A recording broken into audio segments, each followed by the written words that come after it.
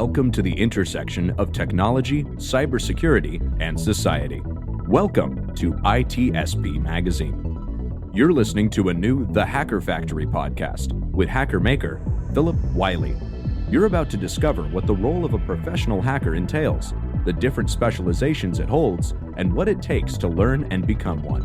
Enjoy the conversation as Phillip and guests unveil the secrets of professional hacking, a mysterious, intriguing, and often misunderstood occupation. Knowledge is power, now more than ever. BugCrowd's award-winning platform combines actionable contextual intelligence with the skill and experience of the world's most elite hackers to help leading organizations identify and fix vulnerabilities, protect customers, and make the digitally connected world a safer place. Learn more at bugcrowd.com.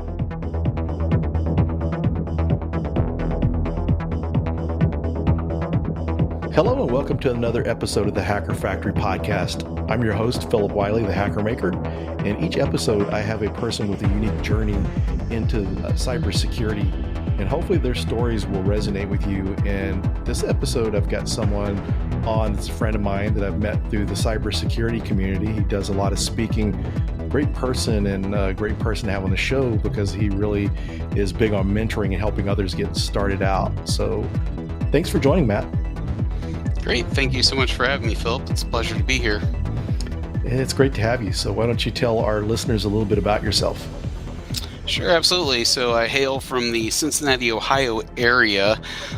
What I do for a living is I do digital forensics and incident response, primarily on the incident response side, probably mostly, and do a number of other things. As you mentioned, I do a lot of public speaking, different conferences and so forth. I also run a local information security meetup group in the Cincinnati area called the SIMPA Security SIG, and we meet the third Thursday of every month from 6:30 p.m. our local Eastern time to 9 p.m. And also do a lot of other things. A hacking is not a crime advocate, and I'm a technical mentor for WAMSA, which is the Women's Security Alliance. Yeah, thanks for sharing about yourself. And just kind of before we kind of get in your story, just to share with people, incident response and digital forensics is a very important area for those who don't understand. That's kind of when companies get breached, then someone has to come in and investigate it and all that. So would you mind sharing what digital forensics and incident response is? Sure. So digital forensics and incident response is to look for a suspected breach. And a lot of times those are things that get reported through like an automated system, some sort of alerting notification, and sometimes those things spill into ticketing systems. And those can come from a number of sources. So those can come from things like endpoint detection and response, network detection and response, your IDS and IPS systems looking for intrusions. And sometimes these things are driven by thresholds. Sometimes they're driven by activity. And really, it's to answer the who, what, where, why, when, and how questions when you're looking into something to try to understand, have you been breached? Have you been compromised? Are you under an active attack? And then figuring out really from there, once you've established those things, answered those questions, what actions then do you take? And it's definitely a discipline that requires a lot of different areas of knowledge, and it's for me it's exciting because it's always sort of in the trenches. You're always where the action is. So I think sometimes with penetration testing things move along. Most pen testers I know, report writing isn't maybe their favorite thing to do, but what's interesting then with incident response is that you always have something going on. You're always looking into something or, working to improve your skills. I think when you get into like red team and doing adversarial emulation, those essentially are long ramp up times to basically try to act the way a threat actor would for a relatively short amount of time. And it seems like they probably spend a lot more time in the preparation of that than they do actually carrying out the engagement. So that's what I like about instant response, is just that sort of hands-on, always something happening, always something worth looking at, and just sort of being on the forefront of where an attack might be, and trying to make those determinations and help figure out what the action is. Yeah, that's pretty cool, because you're working in one area of cybersecurity that you're actually have the opportunity to investigate and deal with actual attackers, whereas some areas you really don't deal that much with it. So that sounds pretty exciting. Yeah, for me, it's sort of the fun thing, and it's always fun.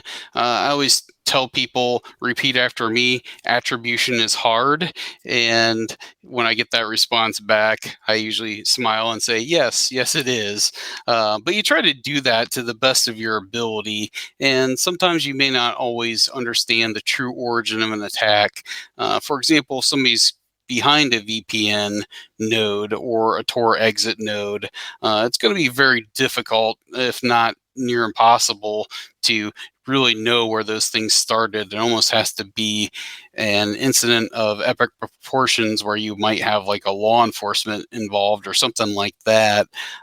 Fortunately, most of the things you're investigating aren't that serious. You do see a lot of noise things. That is, sometimes they're vulnerability scanners, for example, that are essentially looking at your entire internet footprint to try to understand, is there something vulnerable that we can attack further?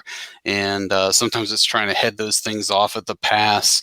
And those are things you might look to try to figure out, can we block this? How do we stop this from happening?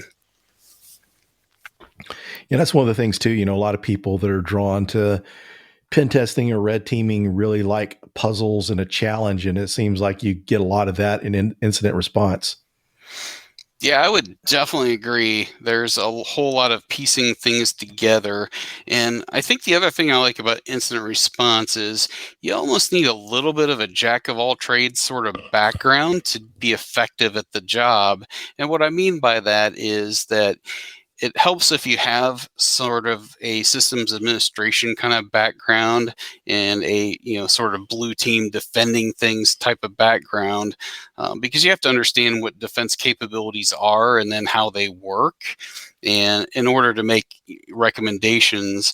By the same token, you also have to know a certain amount of offensive security, just because you have to know what type of attacks are being leveraged against you and understand how those work. And I'm not saying I can do either of those at a full-time level. Nobody would mistake me, for example, for a full-time penetration tester or a red teamer, somebody who does offensive security for a living. I'm not at that level. If I had time and enough energy to focus on that specifically, then I'm sure I could get to that level, but it would take some time to do so.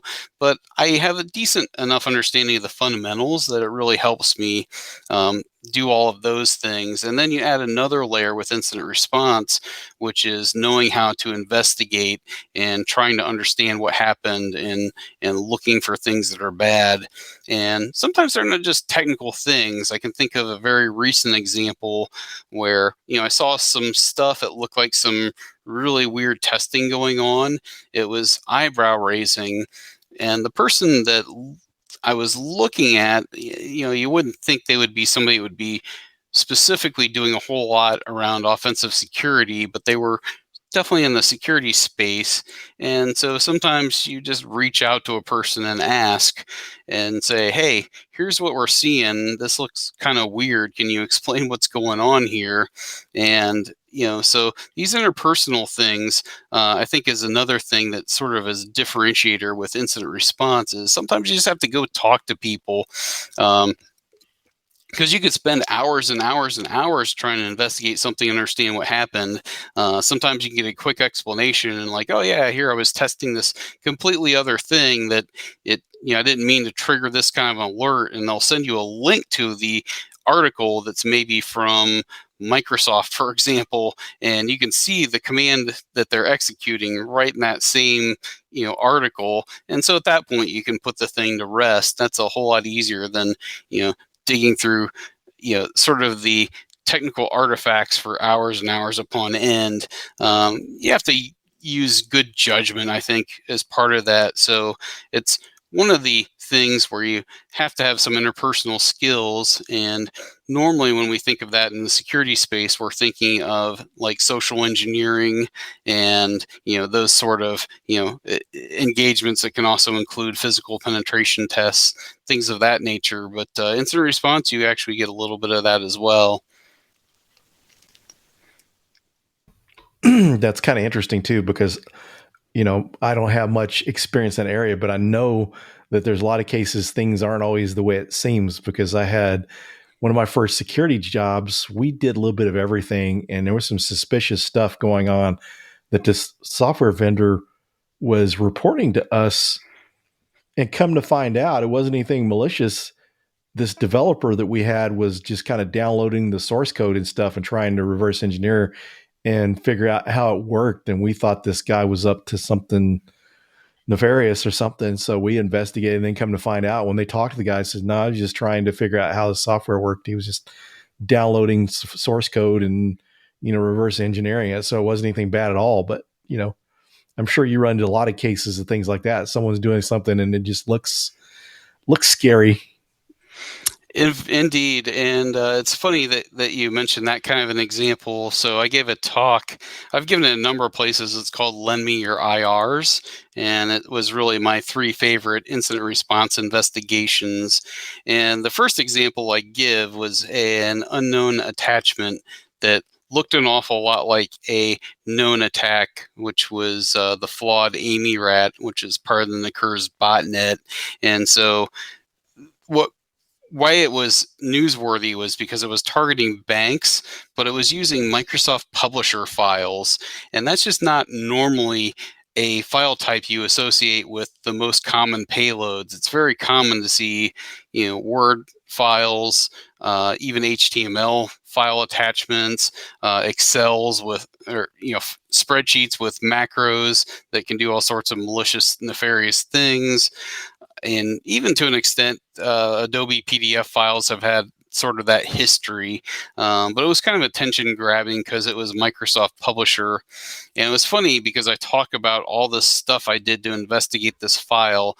And the reason I was looking so heavily at the file is because I had a visitor come up to my desk and they were saying, hey, one of our VIPs got this email attachment. They tried to open it up on their smartphone and need to understand what happened here. I need you to drop whatever you're doing and we'll get you this attachment right away. We need to try to understand what happened here. And so when they first came over, I'm like, yeah, okay, I'll look into it. No problem. But then as they stood there and they kept talking and, all of a sudden their anxiety just, sort of transferred onto me, and then I started kind of getting worked up, and I got this tunnel vision looking at this attachment, and I spent all this time looking at the attachment and was just almost to the point of being ready to just throw in the towel, go confiscate the device, shut it down, throw it in the forensics lab, and then get the person issued a new device and move on. And the last moment I just thought, oh, well, this is silly because it can easily be spoofed, but I should really look at the EXIF data. And I did, and it turned out it came from our test phishing vendor. Now, I didn't just take that at face value because it could be spoofed. I actually went through the mail server logs and actually, pulled the headers and validated that, yes, it really did originate from our test phishing vendor. But that was one of those situations where it was kind of a painful lesson, and especially painful for me because I've given a talk at a number of places called phishing forensics? Is it just suspicious or is it malicious? In all of those cases, I always start with the email message headers. And the one time I don't, because I had this person get me so tunnel vision focused on the attachment, I lost sight of my standard processes and procedures. And I spent literally hours looking at something that I should have been able to close out in minutes. But those are the painful lessons you learn. So then the next time when they roll around, you don't make that same mistake twice. Yeah, sometimes those hard lessons learned are some of the most valuable ones. When you miss that process or you don't think about the basics, then we run into stuff like that. So we kind of jumped into some of this stuff since it's really, really interesting topic to me and one that I really don't know enough about. But kind of, how did you get into digital forensics and incident response? How did you get into that? That's a great question. So I guess I should probably start back with my InfoSec journey. Growing up as a kid, computers weren't necessarily everywhere. Most of the communication that probably happened, from site to another site happened over modem, for example. And, I was just enthralled with computers and computer technology and microcomputers really starting to come of age at that time.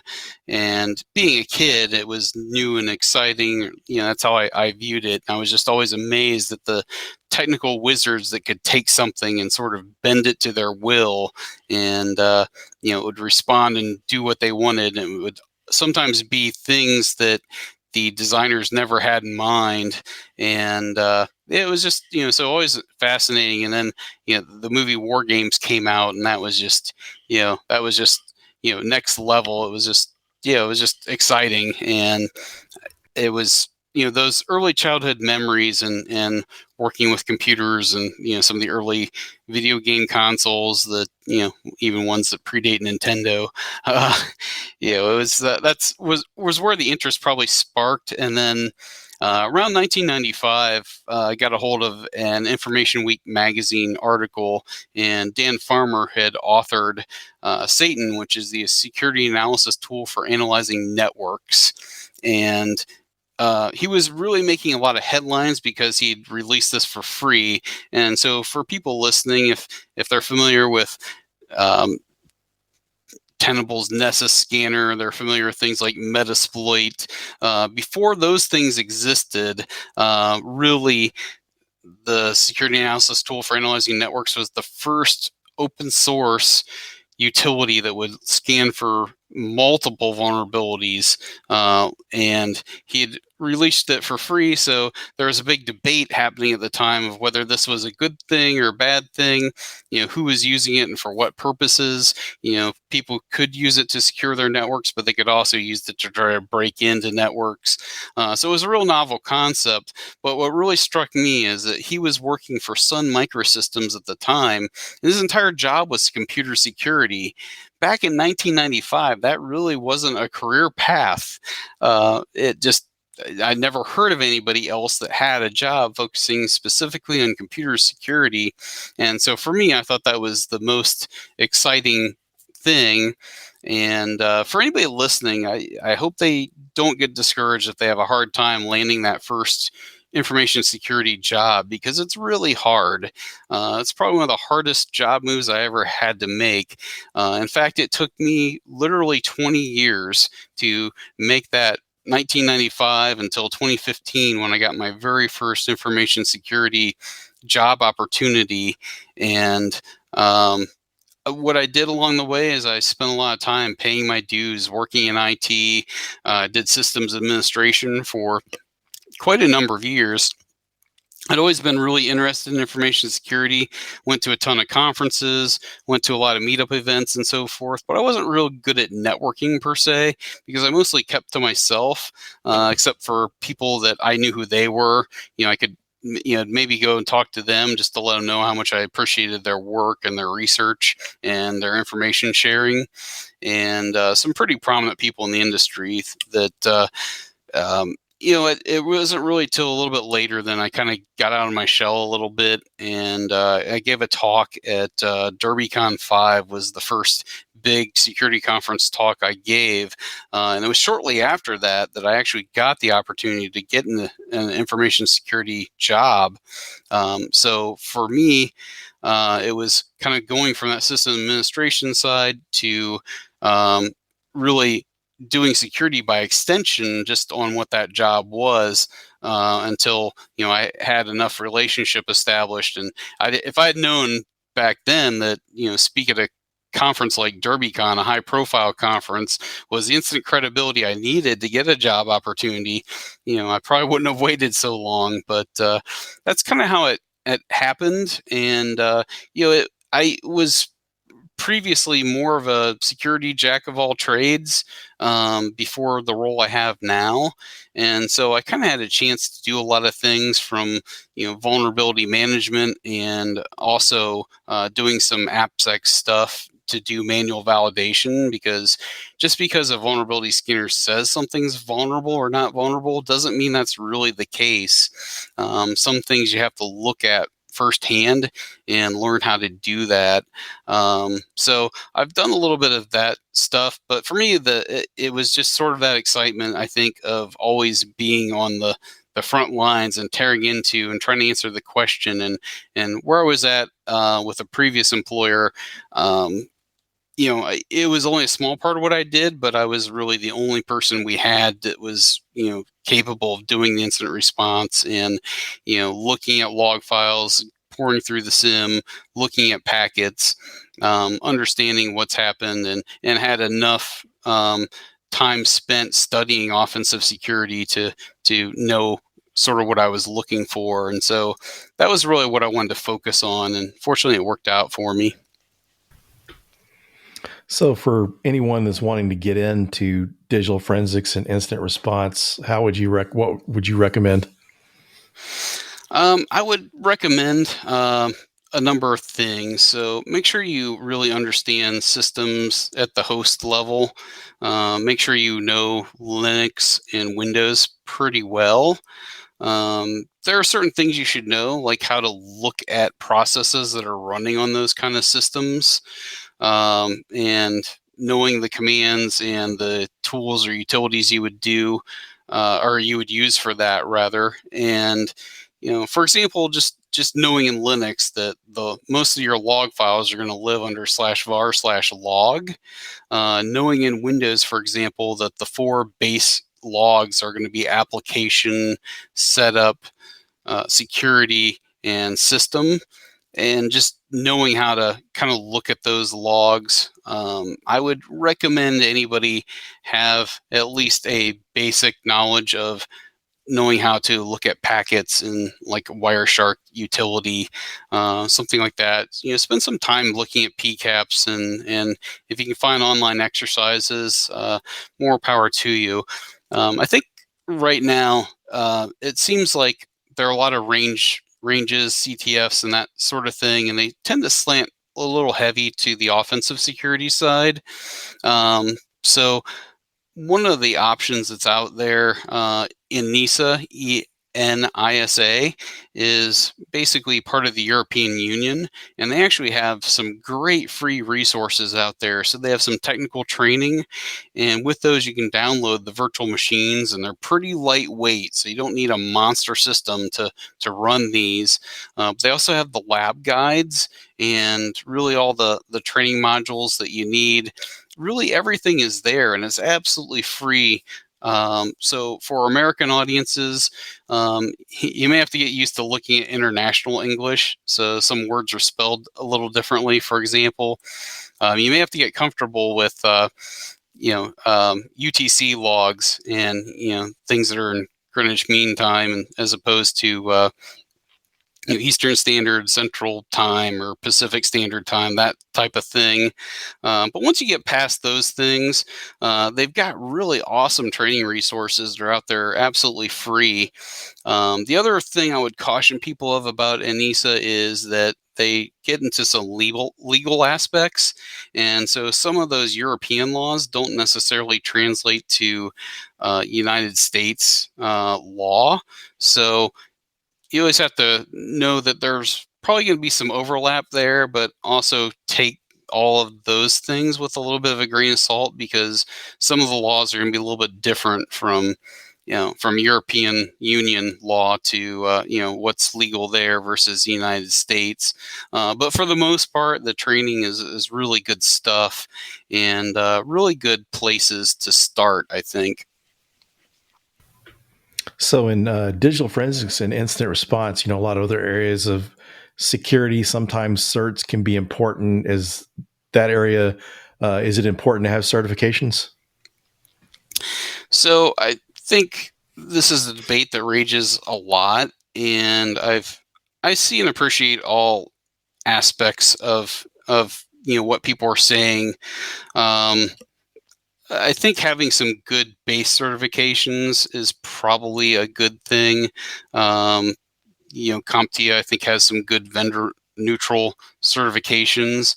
If there's a specific employer that you're dying to get into the door to, and people that work there, and you might know, for example, that they're a diehard Cisco shop, just as an example, then getting those vendor certs might carry a little more weight.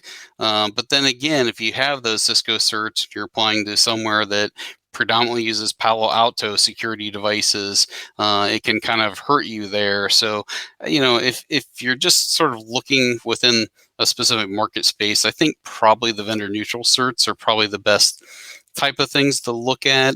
I will say this. I have actually talked to and helped interview some candidates that had some very impressive looking certs. But then when we quiz them on basic, working level knowledge, they've fallen a little flat. So I wouldn't recommend probably depending entirely too much on certifications.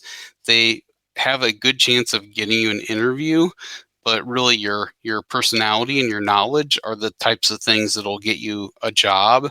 And so what I would encourage people to do, I don't want to discourage anybody from getting a certification, particularly if they're already working on it.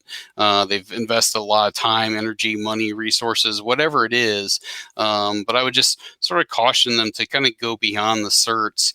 And so for myself, I'm really just looking for people that are passionate, and you don't know that when you see a certification listed, if this person is really passionate about information security, or they were just doing the certification just in the hopes that would help them get a job. You don't really know until you actually start interviewing and talking to those people. The things I think that would excite me are people that participate in things like CTFs. People that will take time to write blog posts or articles that explain what they've learned about information security, and sort of those things I think that are you don't see commonplace, that sort of help demonstrate that here's somebody taking time on their own, not just to pass an exam, but actually spend time really learning something, and then they're sharing that knowledge with others, or they're contributing to other projects. Could even be an open source project. For example, I have a good friend, Miriam Weisner, who does she has a couple open source projects that she's working on, and people that do that are often looking for people to help them. So there's a lot of things that people can do that are a little outside that traditional qualification triangle of experience, education, and certification. So I would never discourage anybody from education or certification, but there's ways to kind of get experience even if you don't have a job. And so doing things like CTFs and write-ups, or just writing informational things, maybe have a YouTube channel and put out some videos that talk about what you are learning or what you've done. Really just spend some time playing around with stuff and teaching yourself that way. I've given a talk before that was titled "Learn by Doing, Improve by Showing and Telling," and I think there's a lot of useful just in that title. If you take that to heart, that can really help you in your career. Yeah, that's interesting that you mentioned that, do by showing, because there was actually a person in our local community that was speaking at one of our local DEF CON group meeting. They're a recent grad, and they did a talk on malware analysis. And one of the hiring managers for a large bank for their incident response department just happened to be watching and asked for his resume. So basically, to a degree, the guy kind of did a technical interview unknowingly. And so, like you mentioned, doing the videos and stuff, even speaking at conferences and for different groups and stuff is very important. Yeah, that's awesome. And if I can just add real quick, another thing that people should play around with are, particularly if you're looking for digital forensics and incident response, there's a Linux distribution called Remnux that has a lot of fantastic tools in there. I don't think it's the best resource, but even Kali Linux has some forensic tools built into it. But I think Remnux, Sans Sift Workstation, and FireEye has a Windows, basically. I can't really call it a distribution, but basically a platform with a lot of tools built into it that you can add into a Windows VM. And you can even use like an evaluation VM for that purpose. And it's called Flare VM. And that has a lot of great Windows tools. So I think if you play around with those kind of things, you learn the tools that are in those. And, there's plenty of material for people that want to give a talk or write about those kind of things. But those have fantastic digital forensics tools, malware analysis tools, those sort of things that will, essentially get you the skills that you really need to, impress people, especially if they're looking for that type of talent and having a hard time sourcing it. Oh, very, very good. Very interesting advice. So we're getting down towards the end of the show. Is there anything you'd like to share that we haven't discussed so far? I just want to thank you very much for the time. I really enjoyed doing this. I could probably sit here and do this for hours on end. I enjoy it so much, but it's been nice hearing from folks. So anybody wants to follow me online on social media, my Twitter handle is @Circa, which is @C3RKAH. So if anybody would like to follow me there, anytime I have speaking engagements at a conference coming up or a meetup group I'm running, or really pretty much anything I'm doing, that's strictly an InfoSec handle. So anybody can follow me there and sort of see what I'm up to. And if I'm ever going somewhere where any of your listeners are, definitely come talk to me. Hit me up. I love talking with people. If anybody has questions, advice, or just wants to banter on things that I've done or what they're doing, love to talk to people. So definitely feel free to reach out. Awesome. Thanks for joining. It was an honor to have you as a guest. And for those wanting to get in touch with Matt, we'll have his Twitter in the show notes, so make it easier for you to find. So thanks again, Matt. Thank you very much for having me. It's been great. Thank you. Thanks everyone for joining, and we'll see you on the next episode. BugCrowd's award-winning platform combines actionable contextual intelligence with the skill and experience of the world's most elite hackers to help leading organizations identify and fix vulnerabilities, protect customers, and make the digitally connected world a safer place. Learn more at bugcrowd.com. We hope you enjoyed this episode of the Hacker Factory podcast with Phillip Wylie. If you learned something new and this podcast made you think, then share itspmagazine.com with your friends, family, and colleagues. If you represent a company and wish to associate your brand with our conversations, sponsor one or more of our podcast channels. We hope you will come back for more stories and follow us on our journey. You can always find us at the intersection of technology, cybersecurity, and society.